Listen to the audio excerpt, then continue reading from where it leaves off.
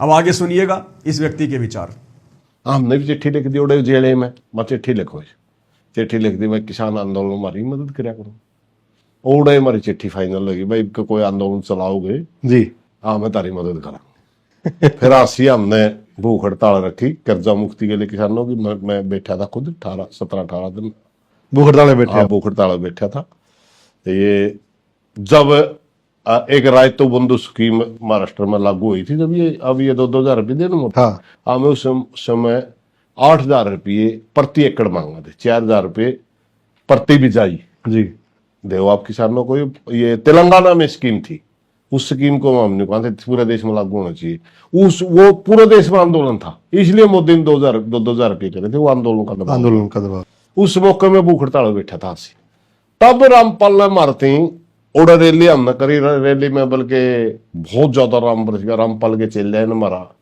Side भी साफ कराया, उन्हें चाय का लंगर लगाया, उन्होंने बिस्कुट खिलाए और मारती चंदा दे अगर देखो 2,000 दे गया, को 4,000 दे गया, पर्ची का वो लिख लेंदा, हमारा को काम चल जाता, जे नहीं होता तो कहाँ रह जाता किसी तो और 10 पर्ची मांगे। वो लेकर आ गए, बोला 5 लाख रुपए देंगे जी। तेरी बेटी के हमारा सिर लग गया जाएगा, 5 लाख रुपये मारा दी चंदा। हम तो पक्कड़ आदमी है। किसान आंदोलन वाले सुरेश कोथ भी अचंभे में पड़ गया कि 5 लाख रुपया, और हमारे जैसे फक्कड़ आदमियों को ना तो इनको 5 लाख रुपए की जरूरत थी। ये कह रहा कि हमारा तो 2-2, 4-4 हजार रुपए में हमारा काम आसानी से चल जाया करता था।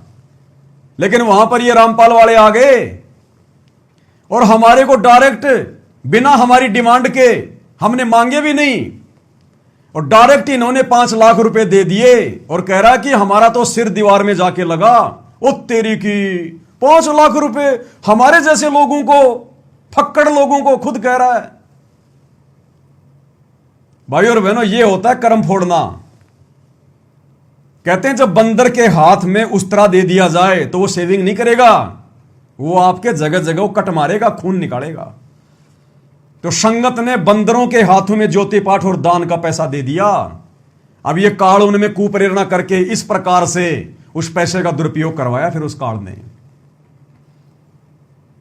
ये परीक्षा का समय था, क्यों अपनी ऐसी तैसी करवाई हिसार जेल में जाकर इस व्यक्ति की बात को गुरुजी के सामने रख के, या इस व्यक्ति के कहने से कि मैंने तुम्हारे गुरुजी से आदेश ले लिया जेल में, तुम हमारी मदद करो। दोनों स्थिति में शतलोक आश्रम मैनेजमेंट हरियाणा ने अपनी ऐसी तैसी करवाई, अपने कर्म फोड़े, ज्ञान को आधार ना बनाकर, और 5 लाख रुपए दे दिए बिना जरूरत के। जिन व्यक्तियों का 2-2, 4-4, 5-5, 10-10 हजार रुपए में काम चल रहा था, इन लोगों ने अचानक से बिना डिमांड के अपना नाम रोशन करने के लिए मान बढ़ाई में आकर, क्योंकि हराम का पैसा आ रहा ना, अपनी औरतों के गहने बेच के थोड़े दे रहे हैं, तब तो इनको पता भी चलता कि पैसे की कीमत क्या होती है। मूर्ख भगत समाज का जो गुरुजी के आदेशों के विरुद्ध इन कुपात्रों को ज्योति पाठ और दान का पैसा दे रहे हैं कि गुरु बिन दान पुण्य जो करही मिथ्या होए कबू न फली। अरे गुरु की आज्ञा के बिना और गुरु के हाथों में दिए बिना, क्योंकि दान केवल सुपात्र को दिया जाता है, कुपात्र को नहीं। और सुपात्र पूरी पृथ्वी पर, पूरे ब्रह्मांड में वर्तमान में सतगुरु रामपाल जी हैं। और इन कुपात्रों को आश्रमों में दान दे दिया। अब ये कुपात्र क्या कर रहे हैं देख लो। ये व्यक्ति तो अचंभे में पड़ गया, शॉक्ड हो गया कि 5 लाख रुपए, और हमारे जैसे फक्कड़ लोगों को कहते हमारा तो सिर दीवार में जाके लगा। वो तेरे की, तो ऐसे फिर वो कर्म फोड़े गए। और आगे ये व्यक्ति क्या कह रहा है कि हमारा जो कैशियर था उसने मना कर दिया, और हमने भी मना कर दिया कि भाई हम तो नहीं लेंगे 5 लाख रुपए। देखो ये व्यक्ति कह रहा है कि भैया हमें आवश्यकता नहीं है, हम नहीं लेंगे 5 लाख रुपए। उसके बाद भी इन लोगों ने जबरदस्ती दे दिए 5 लाख रुपए। ऐसे कर्म फोड़ता है ये काल। काल ने अपना भी बचाव कर लिया थोड़े समय के लिए, इस व्यक्ति में यह प्रेरणा करके कि तुम मना कर दे कि भैया हमें 5 लाख रुपए नहीं चाहिए, हमारा तो काम 2-2, 4-4, 5-5 हजार रुपए से खूब चल रहा है। ताकि जब धर्मराज के दरबार में जाएंगे, जब संगत के पैसे का हिसाब किताब होगा, तो ये लोग ये नहीं कह सकते कि हमने उनको उनकी जरूरत के हिसाब से दिए थे। काल कह देगा देख उसने तो मना कर दिया था कि हमें तो नहीं चाहिए, फिर तूने जबरदस्ती क्यों दिए। उनकी आवश्यकता के अनुसार देता, अगर तुझे देने भी थे तो 5-10 हजार रुपए। ऐसे कर्म फोड़ता काल। अब ये लोग तो मना कर रहे हैं कि हमें पैसों की जरूरत नहीं है, हमें नहीं चाहिए इतने रुपए, और ये लोग जबरदस्ती दे के आ गए। और आगे सुरेश कोत कह रहा है लास्ट में, कहते हैं फिर बाबा रामपाल के उन पैसों ने हमारे संगठन को भी तोड़ दिया, क्योंकि आवश्यकता से ज्यादा पैसा आ गया, आपस में उनमें फूट पड़ गई। तो कह रहा हमारे किसान आंदोलन की एकता को भी फोड़ दिया, खंड खंड कर दिया बाबा रामपाल के उस सहयोग ने जो मैंने हिसार जेल में मांगा था। कहते हैं हमारे आंदोलन को तोड़ दिया उस बाबा रामपाल के उस दान ने, उस चंदे ने, क्योंकि खुद कह रहा है कि हम तो फक्कड़ आदमी, और फक्कड़ आदमी के पास जब इतने सारे पैसे आ गए तो वो क्या करेंगे, फिर लड़ेंगे झगड़ेंगे। तो कह रहा है उन पैसों को लेकर जो बाबा रामपाल के भगत लेके आए थे आवश्यकता से ज्यादा, उन पैसों ने आगे चलकर हमारे संगठन को तोड़ दिया, लड़ाई झगड़े शुरू हो गए। खुद का भी नुकसान और बेचारे सुरेश कोत का भी नुकसान। देखिएगा आगे। वो लेकर आगे बोला 5 लाख रुपए देंगे जी। तेरी बेटी को हमारा सिर लग गया जाएगा, 5 लाख रुपए मारा दी चंदा। हम तो फक्कड़ आदमी है, मानो कैशियर लेने तो नाटिया बोला, हम तो इतना चंदा बोल वो खोखा का रघविंदर चेयरमैन जी बोला जी, 5 लाख देवे हैं। मैं तो कह 150 किला मालिक। मैं भाई फिर मन ने तो कदे पीछा हाथे न लाया। कैशियर तो तेरा जी करता ले ले, तेरा जी करता ना ले ले।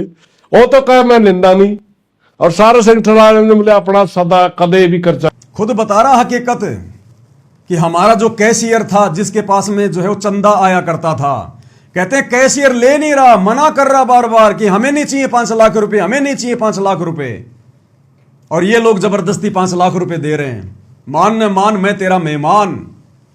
ऐसे कर्म फोड़े जाते हैं संगत के, जब बंदर के हाथ में उस्तरा दे दिया जाता है। ये आने वाले समय में पता चलेगा इस संगत को इन्होंने किन कुपात्रों को ज्योति पाठ और दान का पैसा दिया है। सुनिएगा आगे, आगे चलकर उस चंदे ने, उस 5 लाख रुपए ने इनके संगठन को भी तोड़ दिया। ये भी खर्चा नहीं पटा इसके। कैशियर के रुपये चल लें, कदे कैशियर हमारे 10,000 रुपये मांगा, कदे 20,000 रुपये मांगा है। खर्चा हो जाती तो लाना पड़ा सारा, बाद में उसकी जेब तो लाग जाए। फिर वो कहे मेरे घर हाथ लाग गए, फिर संगठन वाले जलाए देख से थोड़े थोड़े करके दे।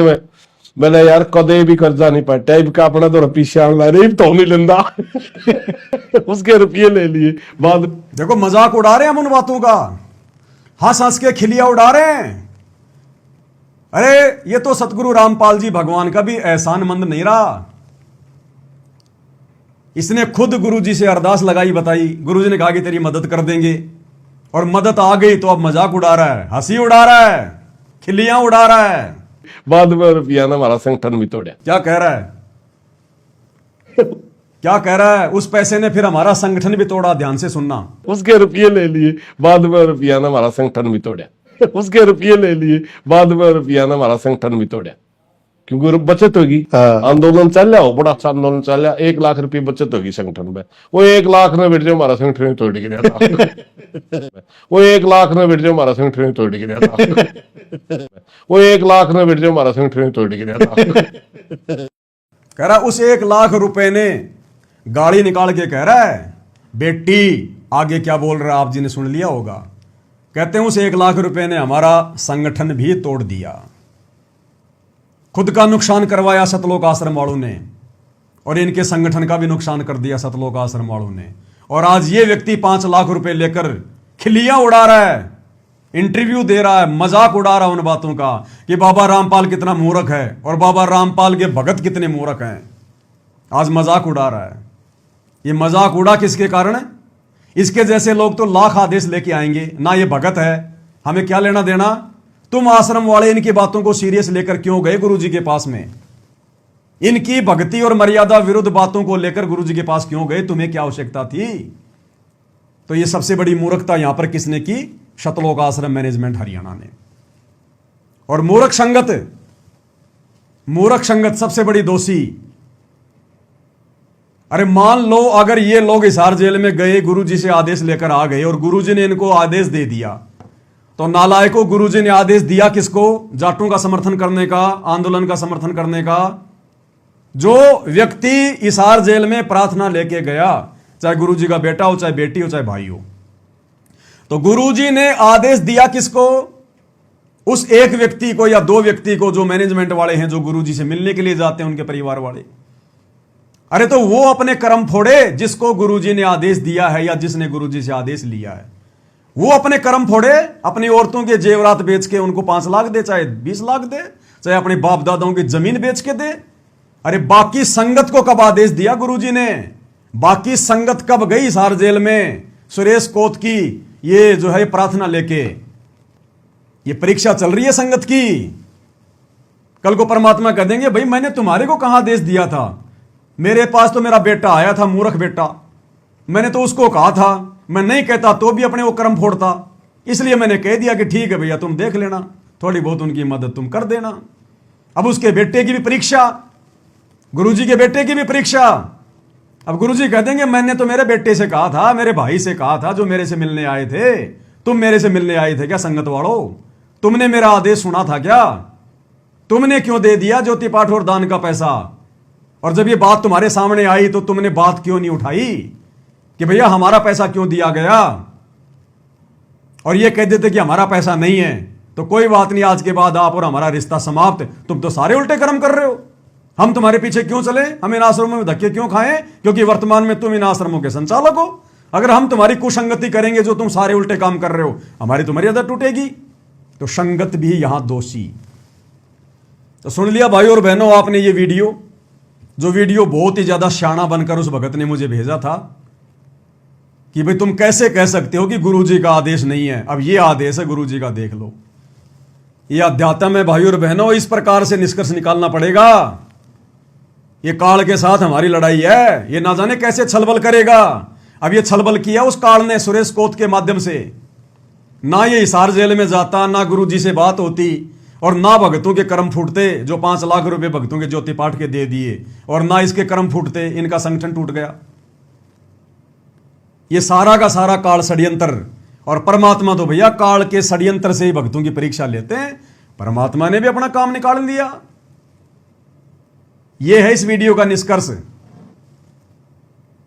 अब मंदबुद्धि कह रहे हैं सुरेश कोत का वीडियो आ गया, गुरुजी का आदेश है। अरे भैया गुरुजी का आदेश है या नहीं है, खून पसीना निकालना पड़ेगा। सत्संग सुन सुन के, विचार कर करके, गुरु क्या आदेश दे रहा है, कहां आदेश दे रहा है, गुरु जो है किसको आदेश दे रहा है, कौन से मरीज को मीठा खाने का आदेश दे रहा है। तुम्हारे तो शुगर है, तुम क्यों मीठा खाओगे भाई और बहनों? बहुत भयंकर षड्यंत्र है काल का, बहुत तगड़ा। ये वीडियो वर्तमान में सत्सेवक भाई बहनों को दृढ़ता प्रदान करेंगे। और आने वाले समय में जब गुरुदेव भगवान सतलोक को चले जाएंगे, उस समय उनकी गैर हाजिरी में उन आत्माओं को हजारों वर्षों तक, जब तक ये विज्ञान चलेगी, जब तक ये साइंस के ये उपकरण चलेंगे, जब तक गुरुदेव भगवान के सत्संग चलेंगे, साथ साथ में इस तुच्छ 2 कोड़ी के पवन दास के गुरु प्रेरणा से बनाए जा रहे वीडियो भी चलेंगे। क्योंकि मां के पेट से जन्म लेते कोई ज्ञानी नहीं बन जाता, गुरु से उपदेश लेते ही सारा संग का समाधान नहीं हो जाता।